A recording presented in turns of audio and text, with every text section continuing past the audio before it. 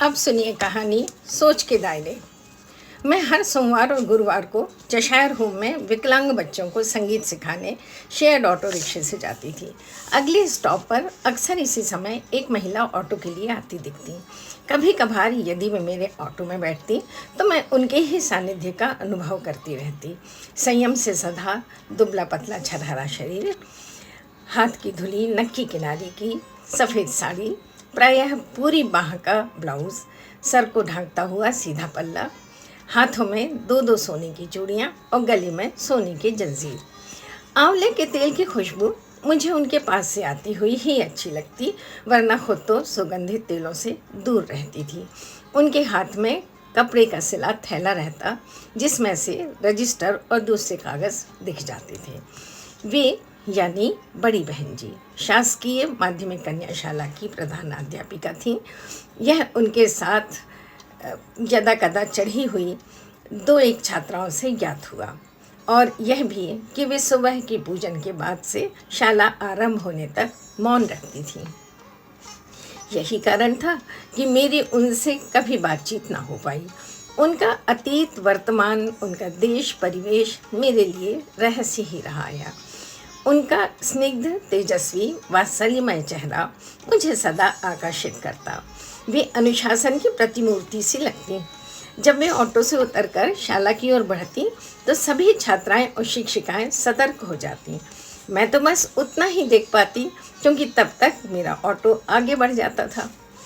सालों यही क्रम चला। बाद में लगा कि उनकी आभा कम होती जा रही है।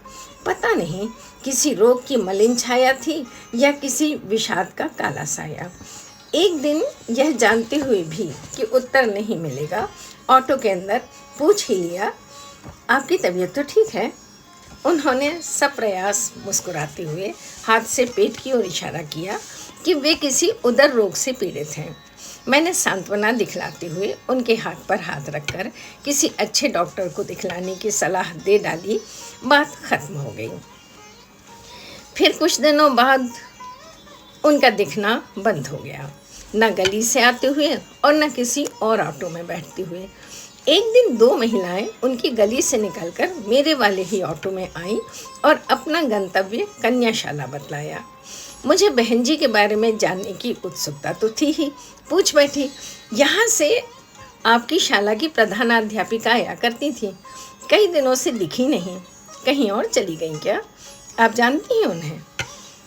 वे एक के बाद एक बढ़ बढ़कर बतलाने लगी। उन्हीं विमला त्रिपाठी बहन जी को तो देखकर आ रहे हम लोग। बहुत कमज़ोर हो गई हैं। क्या है पता नहीं, कोई जठर रोग है। ना डॉक्टर को दिखला रही हैं और ना इलाज ही करवा रही हैं। सुबह तो मौन रहती हैं, इसलिए हमारी बात उनसे हो नहीं पाई। उनके भतीजे और भतीज बहू सागर से 4 दिन के लिए आए थे। उनकी अपनी तो कोई संतान है नहीं, जो हैं सो ये लोग ही हैं।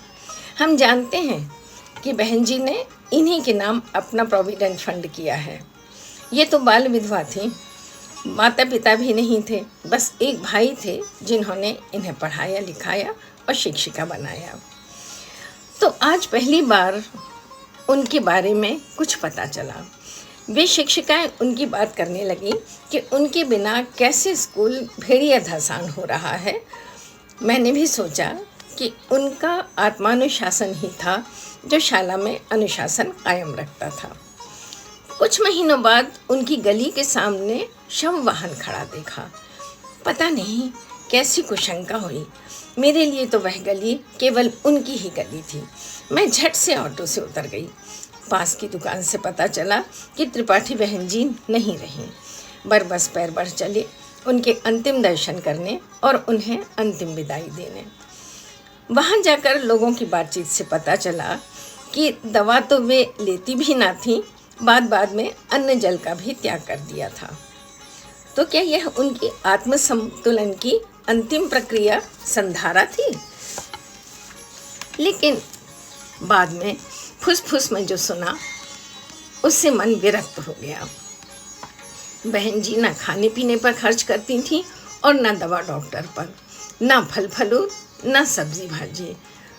इसीलिए 55-56 साल की उम्र में प्राण गंवा बैठी। धन यदि जीवन को संवारने के काम न आए तो धनोपार्जन किस काम का। इन्हें मितव्ययिता और कंजूसी में अंतर करना नहीं आया और न ही समझ में आया कि शिक्षा के अनुशासन और सही शिक्षा का अंतर। शिक्षा तो मन मस्तिष्क के कपाट खोलकर एक विस्तृत पटल पर सोचने का अवसर देती है, पर इनकी धारणा कितनी संकुचित थी। वे अपना पूरा पैसा डाक खाने या बैंक में जमा करती थीं, खर्च भी नहीं करती थीं और पूरा का पूरा पैसा अपने भतीजे के नाम कर दिया था, क्योंकि भाई का वह पुत्र ही तो एक था जिससे इनका खून का रिश्ता था। वह न तो इनकी सेवा शुश्रूषा के लिए आया और न ही अंत्येष्टि के लिए। जब मोहल्ले के लोगों ने देखा कि कोई इनका दायित्व नहीं ले रहा है, तब उन्होंने पैसा इकट्ठा करके इनकी अंत्येष्टि का प्रबंध किया। भतीजे का खून इनके लिए नहीं खिंचा। मेरा मन खिन्न हो गया। बहन जी के प्रति मेरा श्रद्धा भाव मलिन हो गया। उन्होंने एक स्वार्थी कुपात्र की तिजोरी भर दी, केवल इसीलिए कि उससे उनका रक्त का संबंध था और वह उनकी ही जाति बिरादरी का था। यदि इसी धन को वे निर्धन छात्राओं की शिक्षा के लिए दे जाती तो कितनी बालिकाओं का भला होता, कितने जीवन संवर जाते और उन्हें भी कितना यश मिलता। जिस समाज ने उन्हें अंतिम समय तक साथ दिया, उसके प्रति उनका कोई देय नहीं था। क्या इतना विवेक नहीं था उनमें? मैं जिन्हें मनस्वी मानती थी, उनकी कैसी ओछी मनोवृत्ति थी, उनकी सोच के दायरे कितने सीमित थे। भारी कदमों से वापस ऑटो स्टॉप पर आ गई। अब उस गली से मेरा लोह टूट चुका था।